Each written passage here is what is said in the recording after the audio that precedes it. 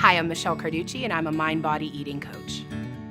My path to become a mind-body eating coach started many, many years ago. I was a chronic dieter and was always obsessed over dieting and trying to lose weight. And I was successful at times, but I was never able to keep the weight off.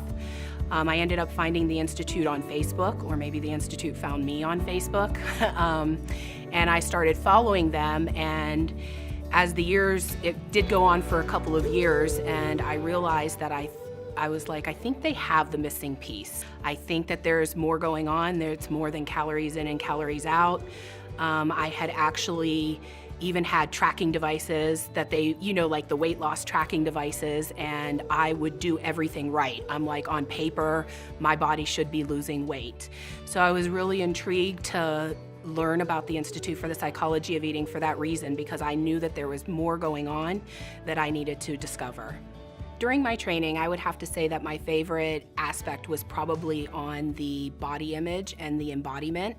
I'm not sure that I ever had even really heard the word embodiment, but I realized that I had checked out of my body a long, long, long time ago.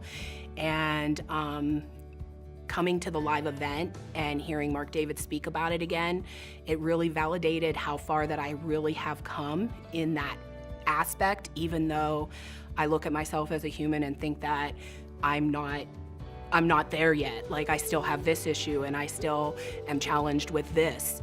But I really have embodied more than I could have ever imagined would have happened. Sometimes you're just in an open conversation with people or with your client, and you're just maybe even expressing how something landed with you, and you can literally see them light up. For instance, I had one client that when she was a chronic dieter in her early 60s, and when I asked her to let go of the scale, she literally, her whole body language changed. She was like, okay.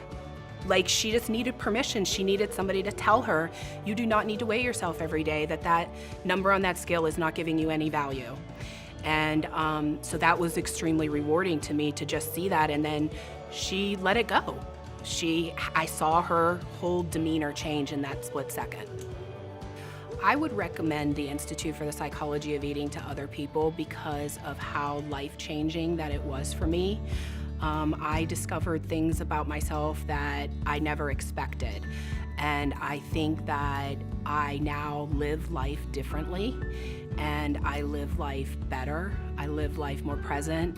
I'm happier, and I haven't lost any weight.